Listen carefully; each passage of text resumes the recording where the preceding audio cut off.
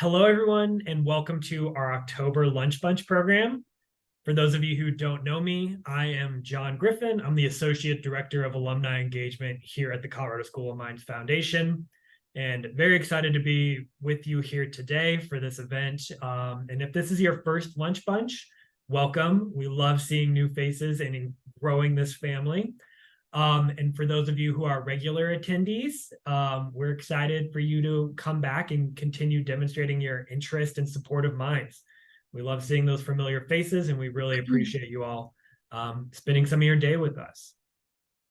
We are enjoying a very busy and beautiful fall semester here.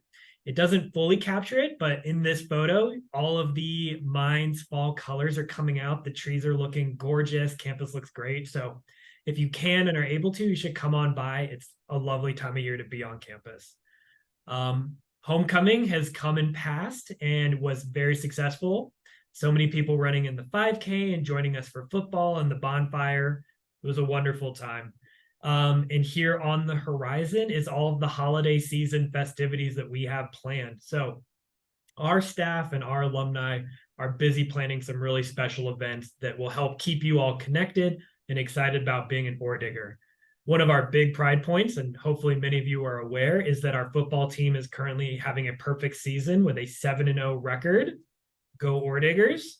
And they will continue that trend hopefully this weekend as they travel to South Dakota. For all of your home games and even for most of your away games, you can find myself and Ruth and our colleague Andy tailgating at pretty much all of them. So if you are around and interested, come on out and find us. We're happy to provide you with some food and usually a Coors Banquet or a Coors Light or a soda or water as well. We also have a bunch of other very phenomenal events coming up almost right away. Just a few of them that I want to highlight is on November 2nd, which is a Thursday, we're having the Global Energy Future Innovation Forum, also known as the GEFI Forum, taking place here on campus in Friedhof. So if you're interested in knowing about what Mines is doing currently and all of the ways that we're progressing in the energy industry, please come on out for that. It's going to be a very phenomenal event, as it always is. That same day, but in the evening, we are having a Denver M Club pre-holiday happy hour located at the Denver Beer Company in downtown Denver. Another great way to come on out and enjoy a lot of Mines alumni spirit. And that first round of drinks will be on us as well. So take advantage of that opportunity. The last thing I want to plug, which is one that is one of our favorites, is that on November 4th for that football game, we are having our holiday photo with Blaster event taking place on campus. So if you are needing to get that holiday photo taken care of, or if you're really just wanting to meet Blaster, you should come on out that morning, have a coffee, have donuts on us, and then hang out with Blaster. It's always a great time. So there's a lot going on here on Mines and here at Mines, and we're excited for you to be a part of it. Now, for the main event, we're glad to have you with us to learn about all the things that make Mine great. And one of them is our music program. So today I'm excited to welcome John Cullison, Director of the Music Program here at Mines, to present about everything going on. Mines' music department has a long and very successful history of enhancing students' creative expression and fostering a sense of community that goes beyond the academics. The marching band, vocal groups, theater programs, classes, private instructions, and even a new minor in audio engineering and recording arts are all ways that Mine students can explore their musical passions. It's all really phenomenal and iconic. Before we get started and before I hand the reins off to John, just a few quick reminders.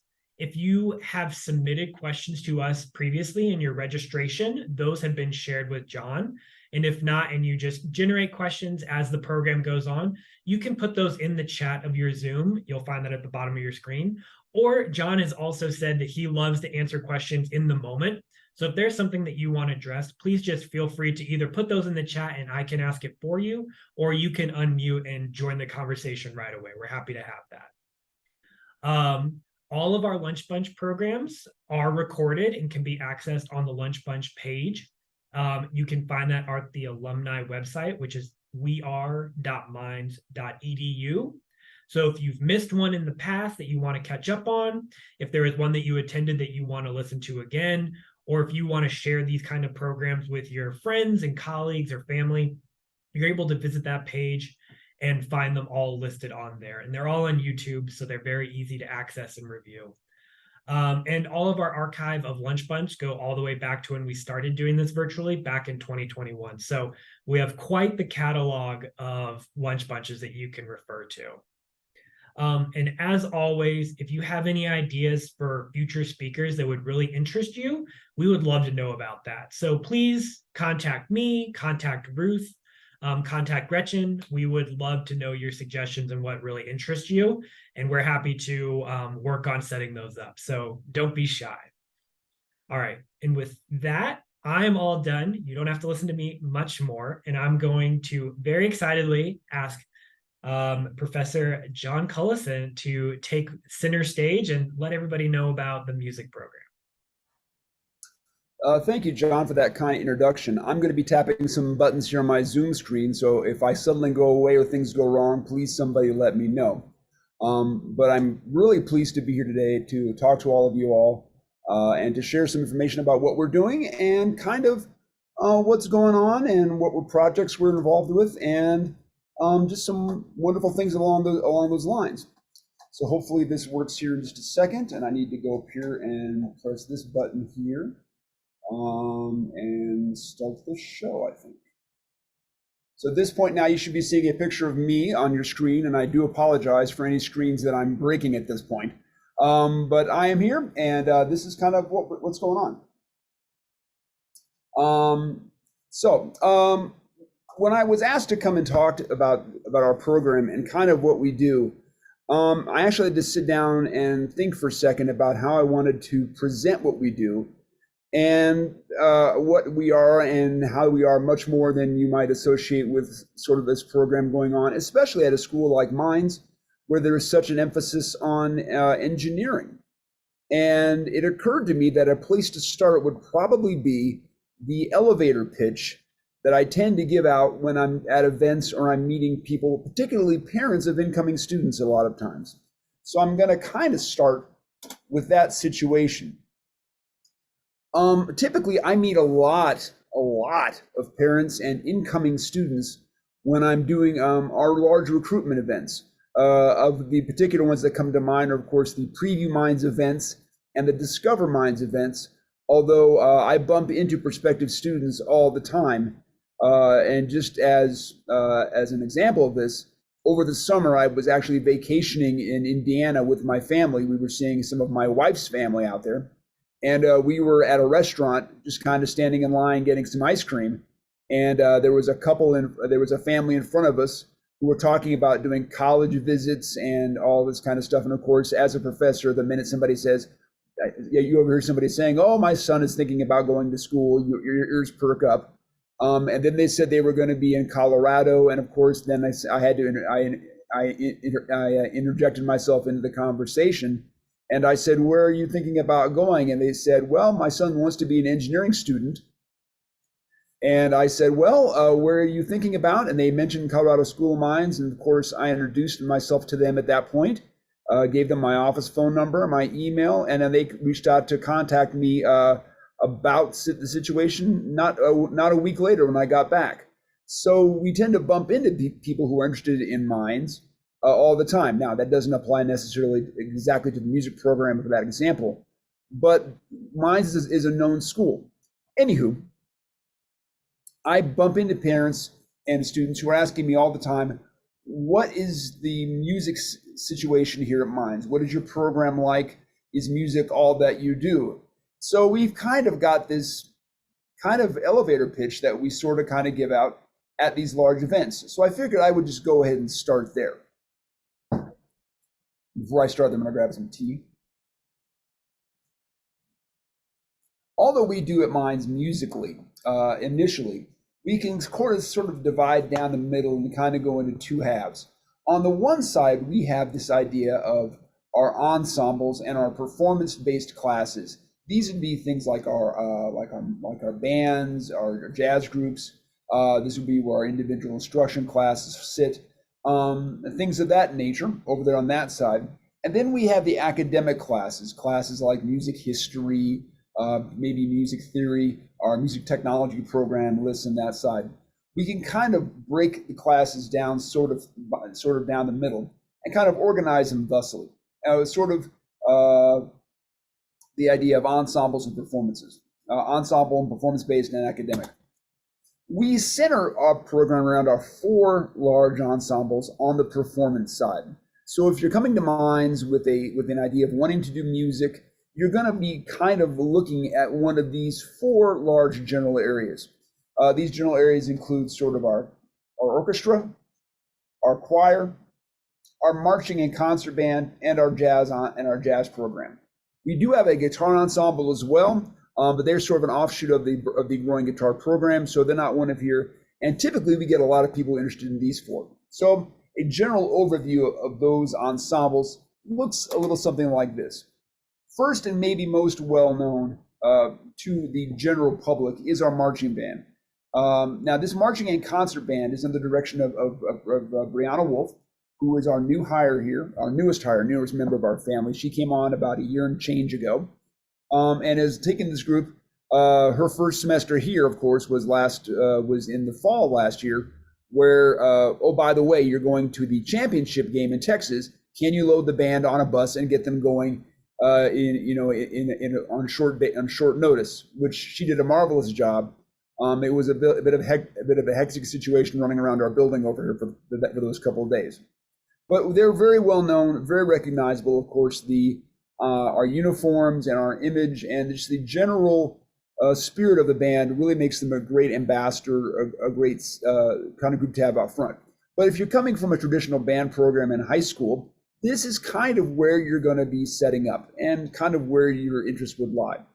Our marching band and concert band /concert band go for both semesters. And in both semesters, we are emphasizing performances, performance quality, and the like. And the marching band happens during football seasons, obviously, on the weekends.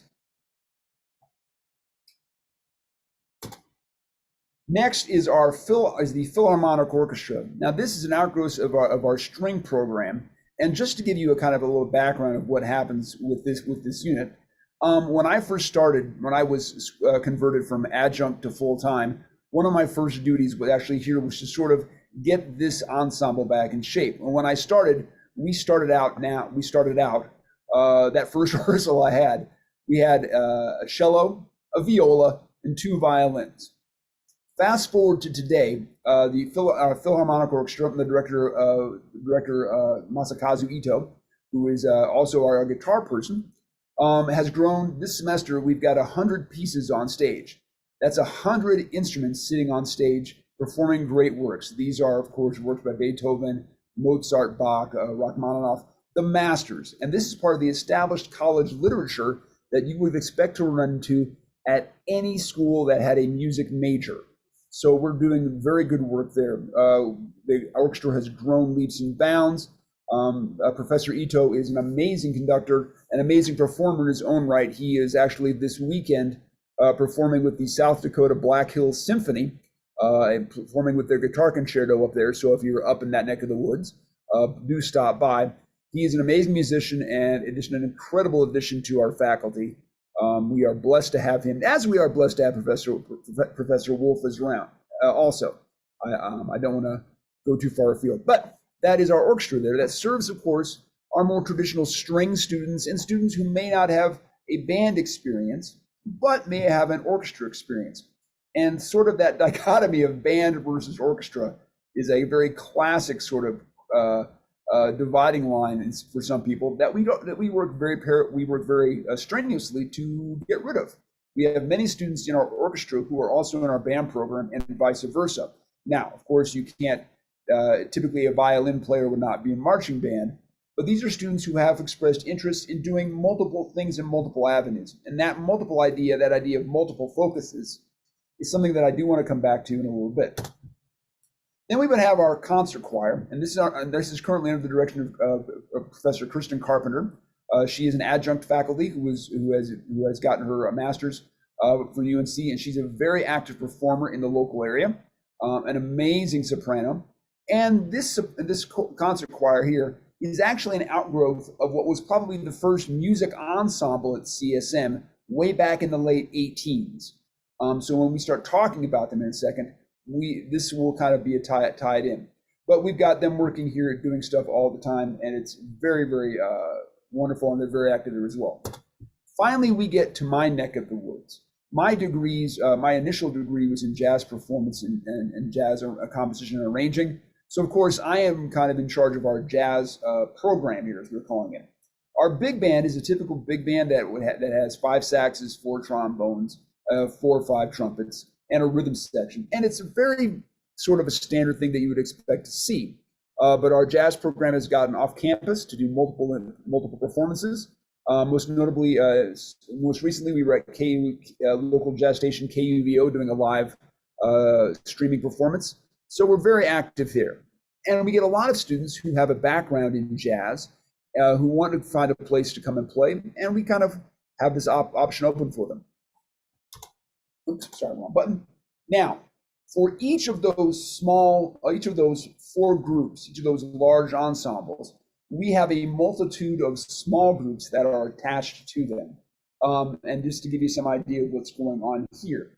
For example, even though we have our large orchestra, we have 2 or 3 small string quartets that are made up of players in that orchestra who also want to not only perform small group repertoire in addition to the large group repertoire.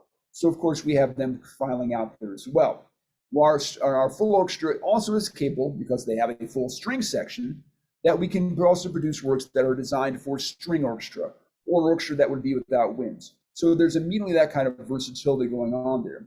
The same situation would apply to our concert/marching band, where we would have a brass quartet, we have flute trio, flute choirs, wind quartets, and the like, all being attached to that large ensemble and of students made up of that large ensemble.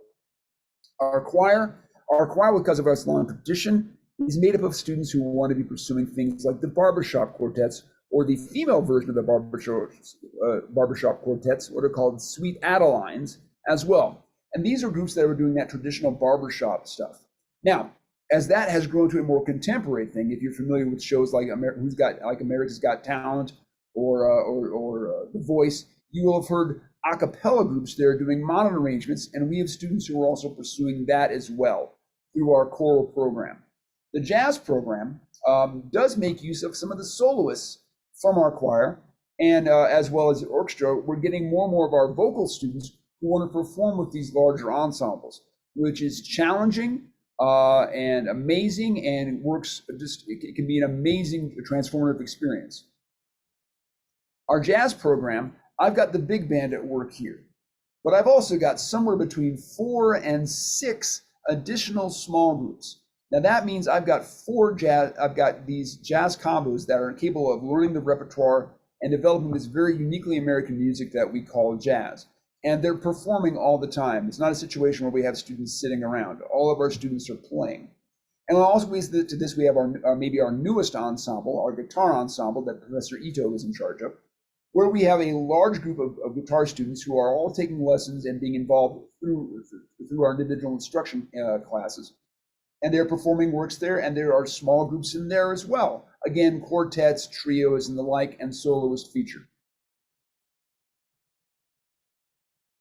All of our groups, we do try to make a very strong point of saying we want all of our groups here at Minds to feature our student performers, compositions by students, arrangements, and recordings and soloists, because these are all students who are trying to find a way to express something else of what's going on. And as I tell parents, a lot of parents, if your student is looking to continue doing music, we can give them a place to play and perform. It's absolutely the truth. Also here, our faculty do offer individual instruction on appropriate lessons. I myself, in my background, I'm a bassist by trade, both upright and electric. So I offer those kind of lessons. Professor Wolf can offer woodwind and flute. Professor Ito obviously does guitar. I've taken some violin students on because of my background on strings. So we can begin to actually help raise our students' level of expertise and increase their facility, increase their ability there through our classes. I also do offer a beginning jazz and improv course where we have students who will say to me, I've always wanted to learn how to play jazz, but I'm a little bit scared.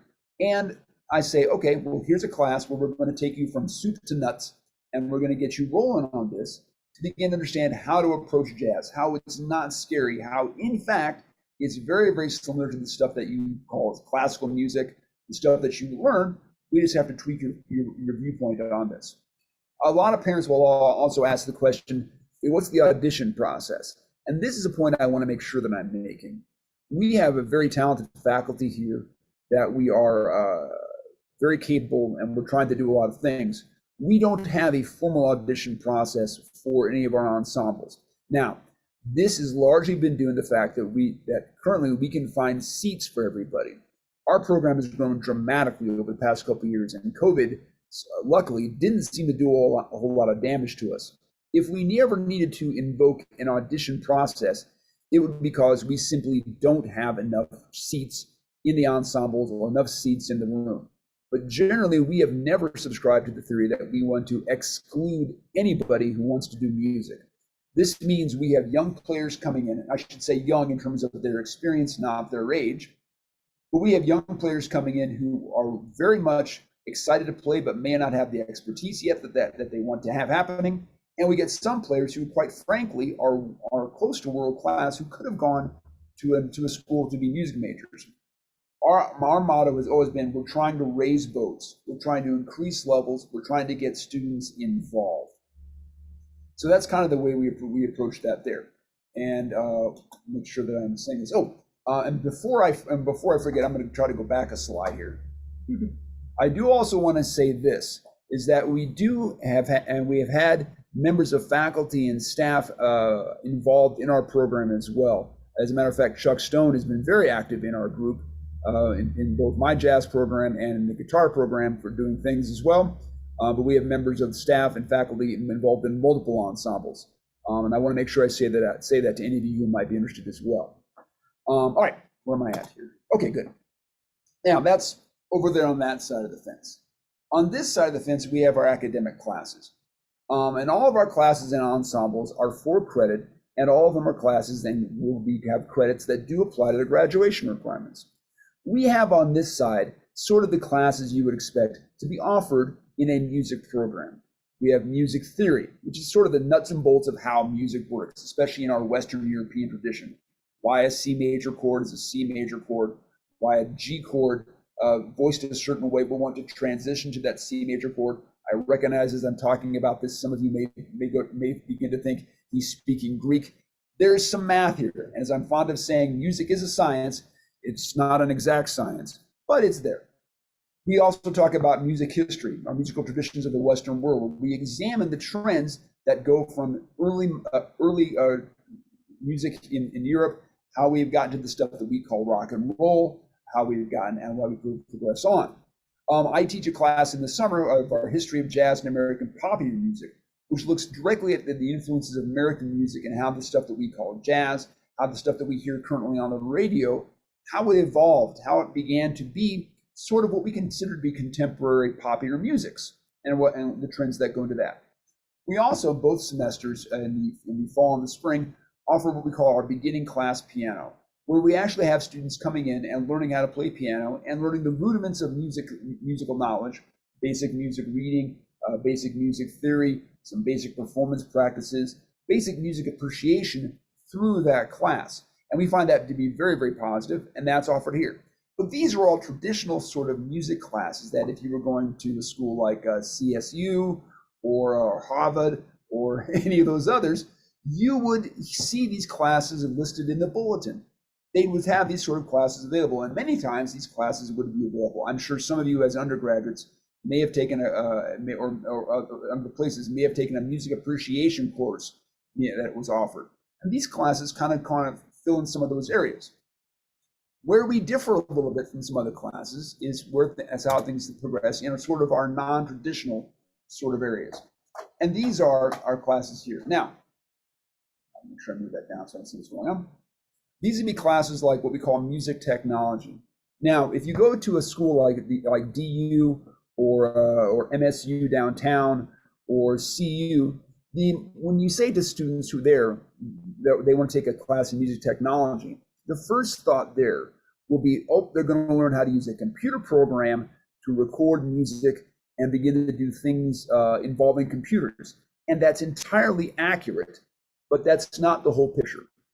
When I began to create this music technology class, I looked around at what was going on campus, and I realized that our student body is not just computer programmers or computer people. They're important, but there's a much wider picture here.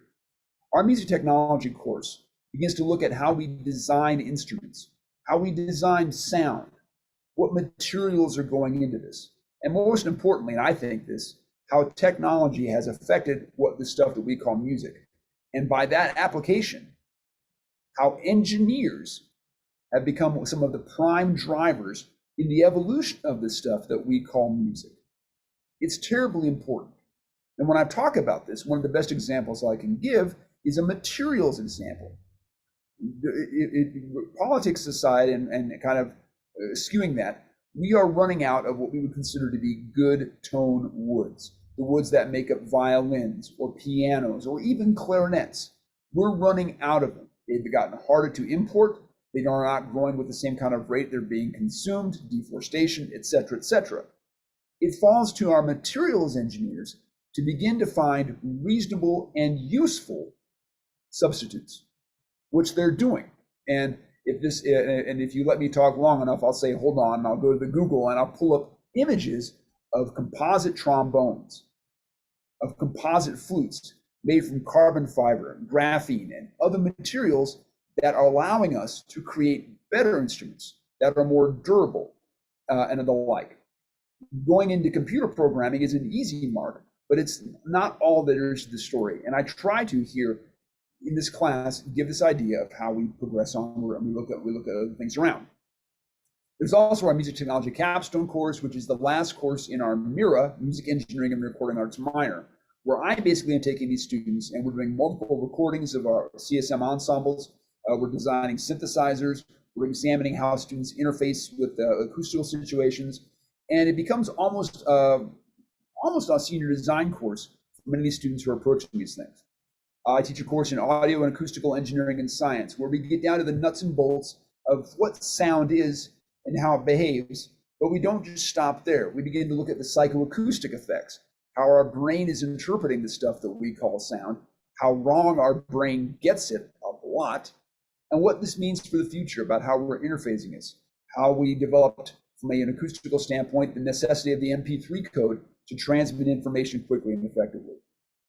We have a new course called Sustainable Music Instrument Design that Professor Ito is teaching, where he is going into depth of looking at the design of instruments and how they could be changed to not only be more user-friendly, but how we can change the materials, how we can change the manufacturing process to ensure that we get better instruments over longer periods of time.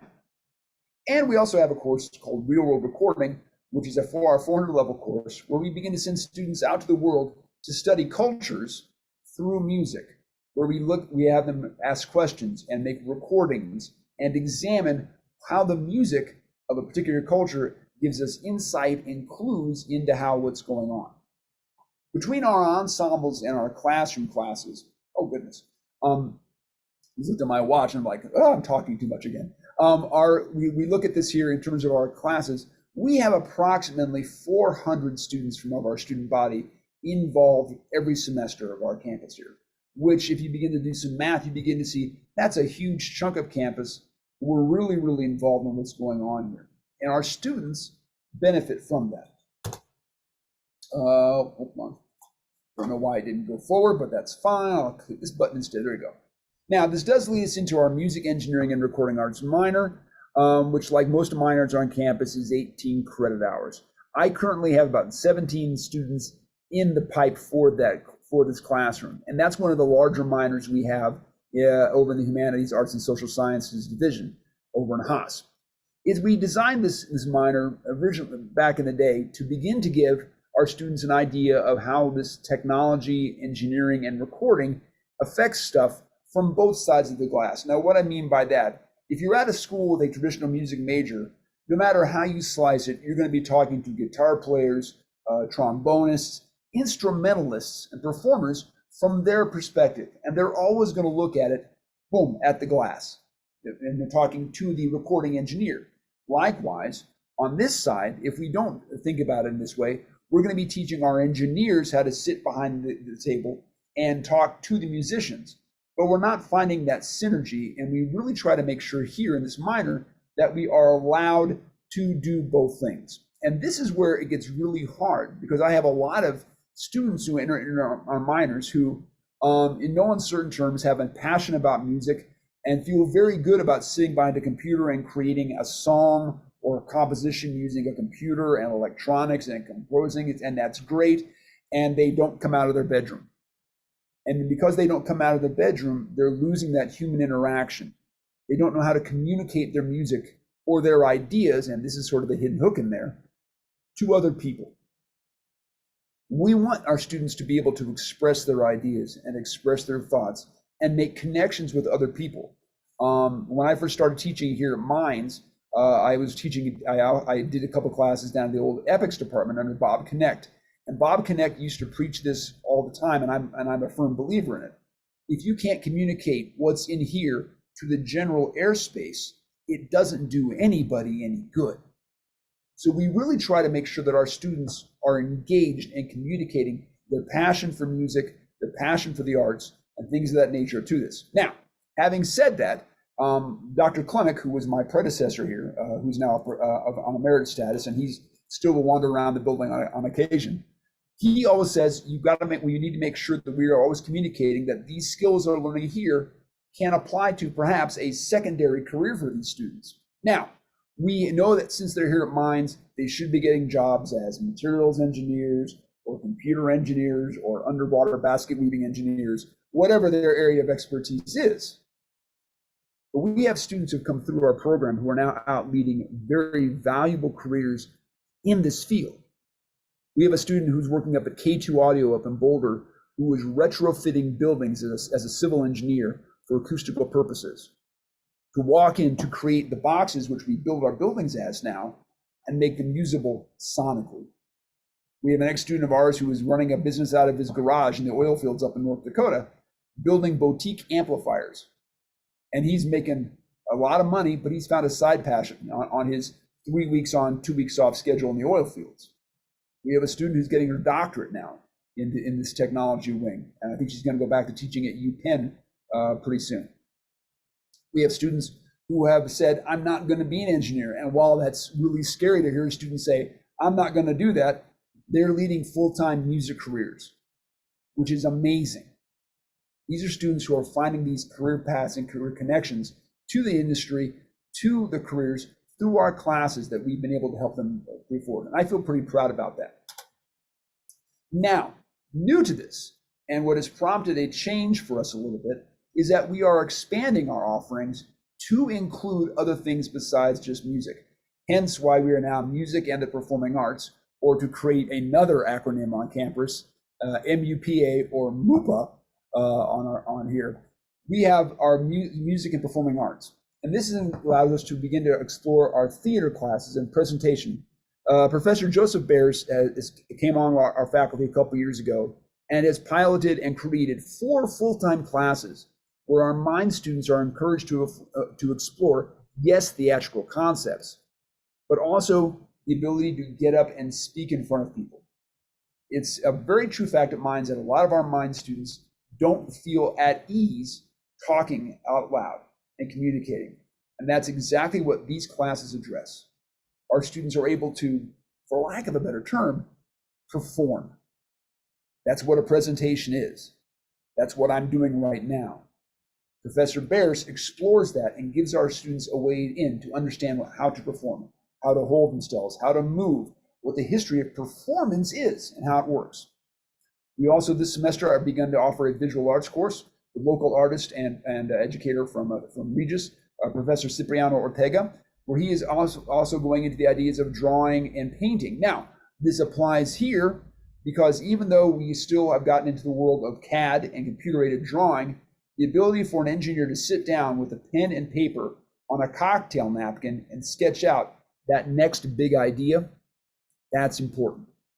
Because again, that goes to the communication idea, getting what I was taught years ago, the idea that's in here out into the general airspace.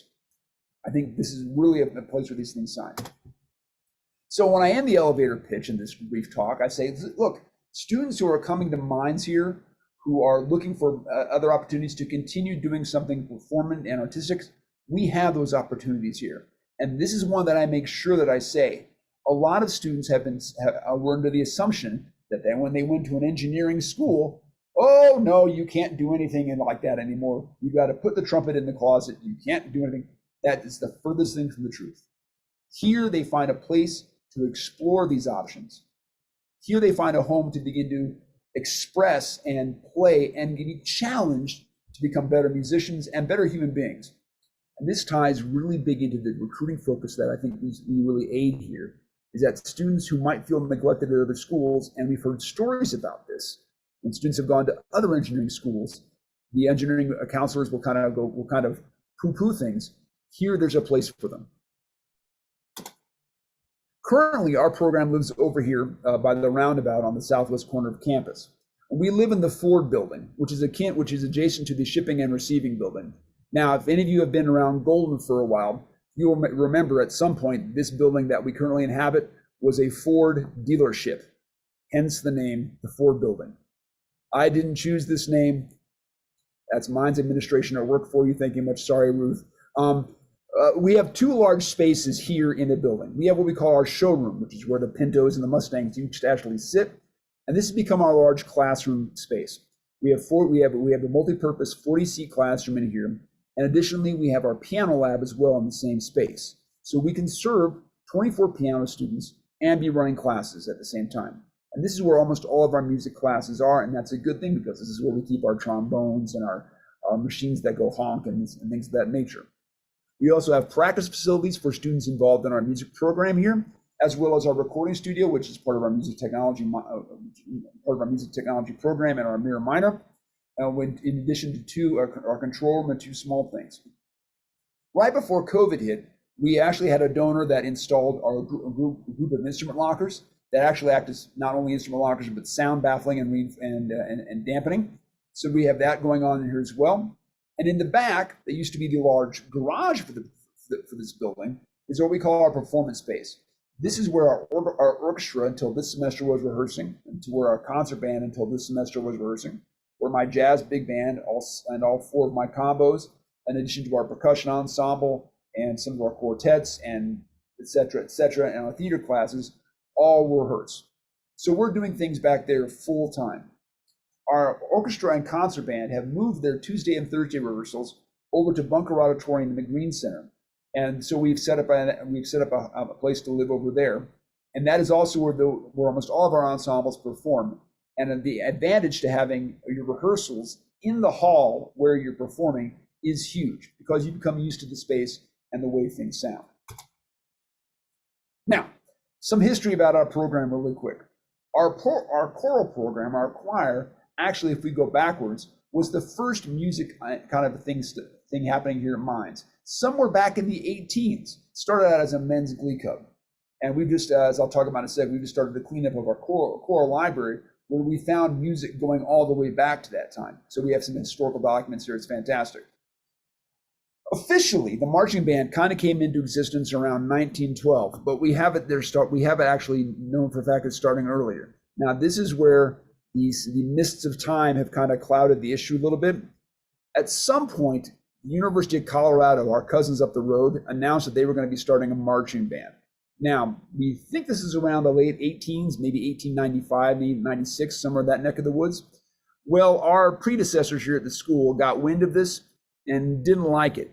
Now, the myth and the legend is that the members of the football team and some of their friends played the football game against CU about a week before the CU marching band was supposed to show up. And of course, halftime happens. Our football team runs into the changing room, change closes, and out comes this marching band, where we might have been the first marching band in Colorado. It's a great story, and it really goes to the sort of in-state rivalry that existed back then and still does, quite frankly, and the pride that our school has here. So now this ties into what we're talking about with the current Mines at 150, which begins next year. And our music program is a huge part of that because I think we've been around as long as the school has, or at least really close to it. Now, evolution of our program here, we can go backwards and we start with the glee club and the band and the choir. these instruments happening first. This transitions onward to our jazz program, our orchestral program, our guitar ensembles, and our theater and art programs. I was hired to go full-time here back in 2000. I was hired on as an adjunct in 2007 to begin to develop this music technology program. And this has grown over the years into our MIRA minor, our music engineering and recording arts minor. So we've grown dramatically over the years, even as recently as we begin to add new faculty. What's next for us? Well, that's kind of up in the air, and we're not really sure where that's going to be going, because there's lots of things that we can get into. We would love to see the addition of more classes. Like every other department on campus, we would love to have more facilities and the like, but that's a conversation for a different day. There is only growth in front of us, though. I'm really excited about where our future program goes. Now, when we talk about recruitment, I want to make sure I'm hitting these points. All of our faculty here receive multiple communications every week from parents who are interested in this. We work with students, we work with admissions and alumni referrals to bring this. And as I mentioned earlier, at all of our preview and Discover Minds events, we get lots of interest. People wanting to know that they can do this. And this ties into our theory about the contemporary engineering student has multiple interests, and music is one of them. I think we assume that the monofocus of the engineer, that's a model that is not being currently pursued. In fact, we have students who have interests over here, and there's lots of time. And we want to make sure that they know they don't have to stop. They don't have to give up their opportunities to perform, and they can continue to grow. As a matter of fact, we have many alumni from our program who are out in the local Denver area performing and doing things and being active. And of course, a lot of times when this recruiting things, if a student is local or available to drive down, we will say, listen, why don't you come down and sit in with the band for a rehearsal or become involved? Because when we do this, we give that potential student a chance to come into our ensembles. And no matter how wonderful of a communicator I am, it's in fact, they can sit in an ensemble with these other students. They begin to talk to these other students, and they'll find out what an amazing place Minds is.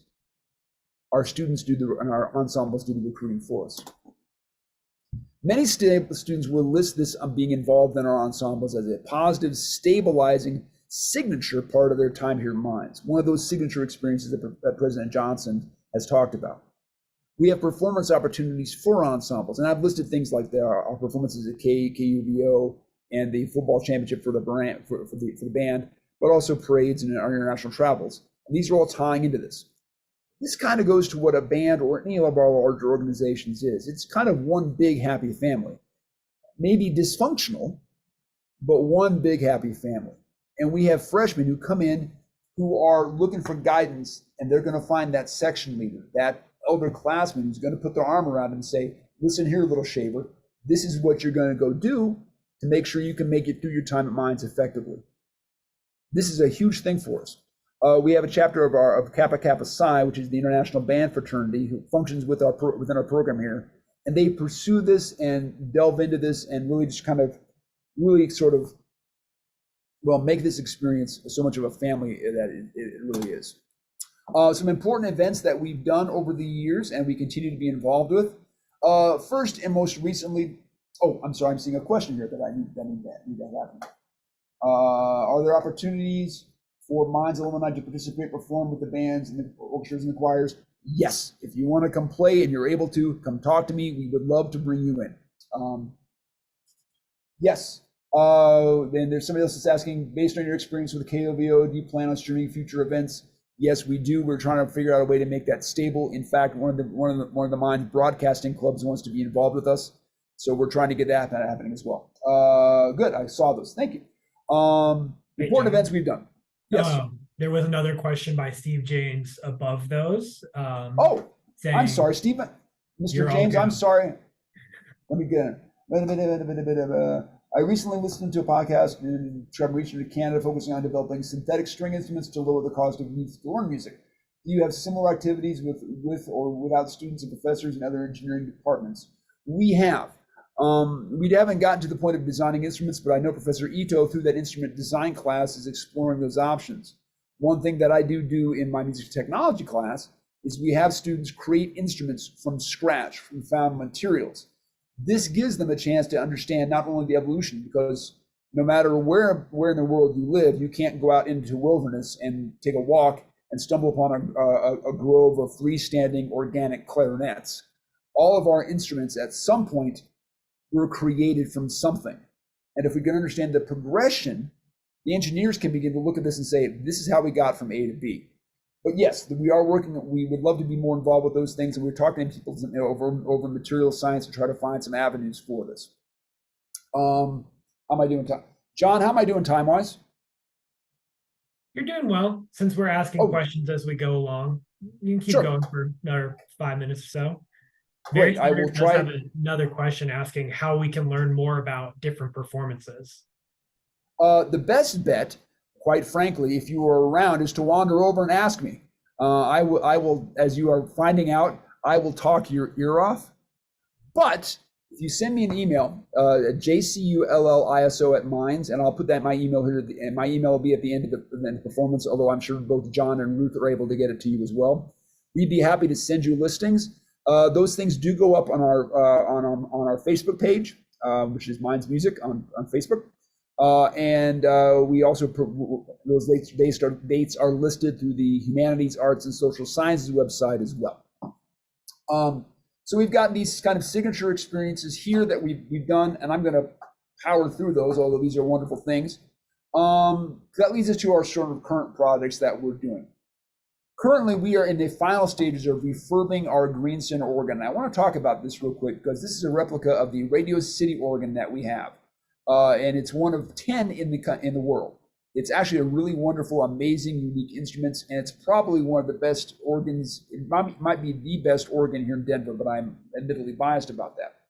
A couple of years back, prior to COVID, we had a lightning strike at the Green Center that blew out the circuitry on the unit. So we've had to get it replaced and restored, and it's just been a long process. But we was restored via donations from donors, university funds, and of course from the insurance settlement. We're probably trying to have a rededication for it in the spring, and I wanted to make sure that I mentioned the Green family, for whom the Green Center was named, and their process involved in this, because they were just it was a big deal to have this instrument here. All in all, this has been about a $400,000 project to get this thing back up and running. I mentioned this not to try to put numbers to things, but dear sweet Lord, this organ is one of the finest instruments you're ever going to hear, especially when we get everything pumping. It shakes the building. It's awe-inspiring, and I get a little bit happy, I get a little bit giddy just thinking about it. That's one of the big projects that we're involved with. Also, I'm currently trying to revive the practice of talking to alumni and finding out what institutions we should be calling for high school engineering programs, and calling and talking to their band directors. If I can talk to their band directors, musician to musician, I can find out which students might be interested in coming here for our music, and that's of course the engineering students that are coming here. We want to try to revive this to make sure that we are reaching off campus as much as possible. We're currently still involved with Purdue University and their Fusion Creative Studio, where we've had multiple members of our faculty present talks for their Fusion, which is kind of the cross section of engineering and entertainment technologies, and what's kind of evolving there. We also, as I alluded to earlier, we are in the process of moving our choral library back from the main library, which has been about 2 truckloads of boxes of music that we're now kind of bringing over, sifting through and reorganizing. We also are trying to, as it happens with any music program, we are constantly involved in the maintenance of instruments, and in some cases replacing instruments. But that's a labor of love that I have to either be shipping instruments off, or I'm getting in there with a pair of tweezers and a screwdriver and fixing things. We are trying to revamp what we were doing with Professor Dr. Clemick started up prior to COVID. We were trying to reach out with our music alums to create large center pods to not only increase increase alumni involvement in certain metropolitan areas, but also to get our musicians in there as well, and to kind of create a larger image of what's going on there. And finally, my kind of dream project, assuming that we can ever make it happen, is to record all of our ensembles performing some great pieces during the year, and putting them up on a place where students, parents, and alumni can go and listen to them and have them at hand to hear. The biggest problem there, of course, is the idea of logistics. And suddenly I realize that I am close to time. So this is my contact info, both my email and my office phone. If you've got questions about anything we're doing, please reach out to me. To be quite blunt, I'd much rather talk to you than grade more papers. And it's a thing where we want to make sure you're involved. We value our alumni, especially on this program, because once you've been part of this crazy stuff that we call a band or orchestra or a music program, you are kind of crazy, and we want you involved, and we want things to be going on here. John, I think I'm in danger. I might be in danger of running over, so I will stop talking here. And if we have any questions, I'm happy to try to take them. Yeah, I think we have a few minutes, so if there's any dying, desperate questions, go ahead and speak up and ask them. But yeah, we'd love to have those for John to help with. If anybody has them. John, do you want to stop sharing your screen so we can see everybody? Oh, so I'm sorry. This is why I was a music major and not a tech major. Beautiful. Thank you. All right, let's see. Any questions?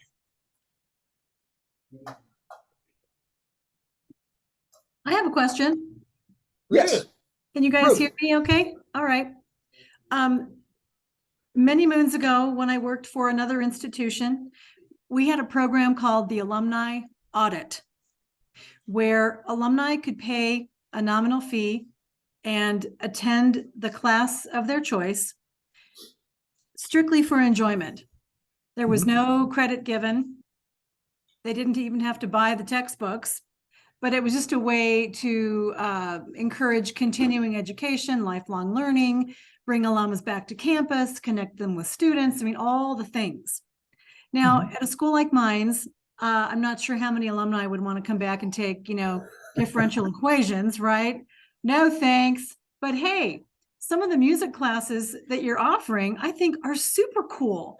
Would you ever be open to having alumni attend? I mean, without it being a formal program, I mean, golly, I'd like to take the history of jazz over the summer, and maybe I'd like to learn about, the history of Western, all the things that you've got going on. So I ask that on behalf of the alums on the call, if anybody would be interested, and if maybe you would be open to that.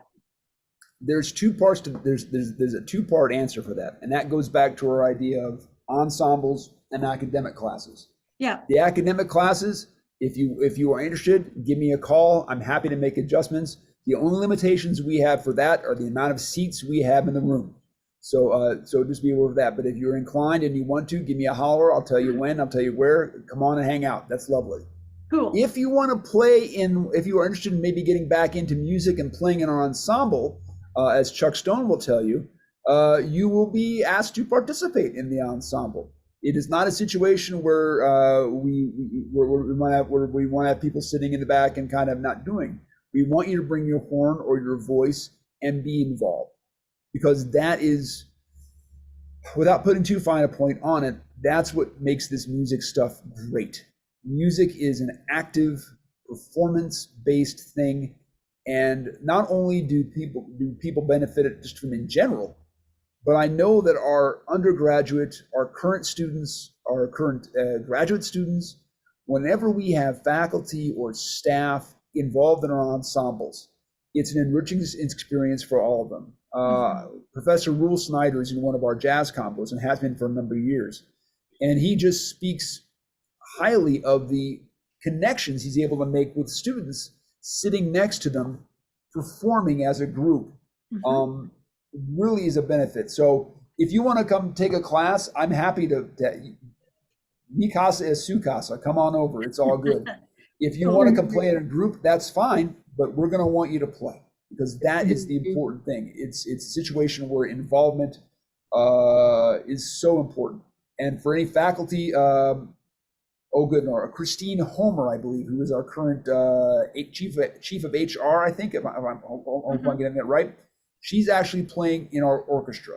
So if you are staff, don't think that it's only for faculty. No, if you have a horn and you want to play, come on over. We'd love to have you involved. Can you hear me? Yes. Yes. Well, I have two comments. I have Sure. a comment and a question. One, this is wonderful. This is just great. Because remember, music lasts past engineering. I'm older than Methuselah, and I'm still singing. Um, the other question I had was on public speaking. People even who are not musically inclined need training in public speaking. It's very important for careers. Um, is this department involved in that, or is somebody else doing that? Our and when you say if our department is involved in that, just by the sheer nature of what we do, at the end of the semester, at the end of things happening, our students are expected to perform. So we are all the time talking with them about preparation, about the importance of rehearsal. You should never do a presentation of any kind without rehearsing, which is why this morning, before I got on the call here, I was running through my slides and making sure I knew what I was going to hopefully say halfway coherently and the like. But these things are things we really do stress here. We have not been approached by the university or by the administration to offer these things in that context, but that absolutely is part of our focus to make sure that our students are going out in the world and being able to present. And I know from the fact that we have students who have moved up the food chain in varying companies, they will say, yeah, I wasn't an engineer very long. Suddenly I found my way into management because they knew how to talk to people. They knew how to be calm. You really need that for 5,000 students, or however many you have. I think it should be a very generally offered. I think that would be a great thing as well. Certainly, to have that sort of general training, there are certainly some very good techniques and very good concepts that could be expressed to the student body as a whole, especially through a course like CSM 101, which is what all the students is now becoming part of the core. That could be a thing, but that would be something I would love to talk to the administration about anytime they wanted to. The other question I have is time management. When I was in school, everything was extracurricular. Yeah. We had classes, glee club met after school, football is after school. Everything is after school. So how does this enter into students' ability to manage time and get all their engineering done? Is it leading to another year? In general, no. The ideas that we've talked to students about, students who have who are taking our classes, it is never our intention to push them to a 5-year stint here. We do have some students who for other reasons have chosen to go and do an extra year, but we've never, or at least not that I know of, have ever had the complaint that because they were involved in ensembles, they had to stay an extra year.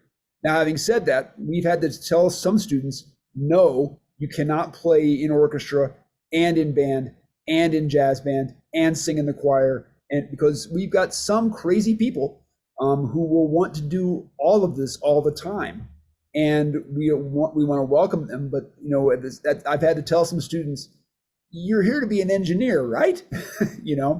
But generally, time management for us involves making sure that students know when they're practicing, that we sit down and over here in our building for our practice rooms. I make it a point that if a student wants to come over here and practice and they're involved in our thing, they come and talk to me. And I will say to them, you are signed up for this time, you need to be here, you need to make sure that you're aware of what your other conflicts are. And they're examining their schedule so that hopefully they can make use of their time wisely, and they're not wasting the time that they have. But we definitely make sure that this shouldn't be interfering with any of their other classes. All right. Well, thank you, Dennis, and thank you, John. I want to go ahead and wrap it up. We're a little bit over time, and I want to be respectful of everybody's lunchtime and places that they need to be. So, John, thank you so much for presenting. That was a wonderful presentation. All the comments in the chat of people have had to take off for meetings have agreed that they appreciate knowing how robust the music program is. So thank you for taking time to do that. And thank you to everybody for spending some of your day. Before we log off, I just want to put a post or a promotion for upcoming lunch bunches. If you enjoyed this, Next month on November 16th is Lunch Bunch with our entrepreneurship and innovation group. And for those of you who don't know, that has been a growing family as we added on new directors for our McNeil Center and for our Beck Venture Center. And so all the components of our E&I program will be joining us for Lunch Bunch, and that's going to be a great program. And then December is our classic December program. It's going to be in person. It is every year in December, and it's going to be with President Johnson, as it always is. So if you're interested in actually rekindling that original Lunch Bunch vibe, coming to campus, joining us for a real lunch and real in-person conversation, please think about signing up for that December Lunch Bunch. And all of this is posted on the weare.minds.edu website under events.